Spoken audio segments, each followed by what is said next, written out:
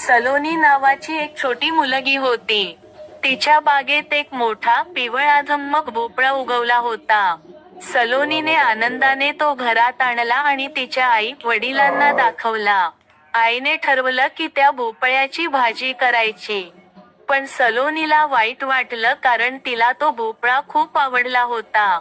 तिच्या डोळ्यात पाणी आलेलं पाहून आईने तिला जवळ घेतलं आणि म्हणाली, रडू नकोस. आपण याचं काहीतरी वेगळं करू. संध्याकाळी सलोनीचे मित्र घरी आले. सर्वांनी मिळून भोपळ्यावर हसरा आणि गमतीदार चेहरा कोरला. तिच्या वडिलांनी आत एक पणती लावली. आता तो भोपळा फक्त भोपळा राहिला नव्हता, तर एक सुंदर कंदील बनला होता. सगळ्यांनी मिळून कंदील पाहिला आणि टाळ्या वाजवून आनंद व्यक्त केला.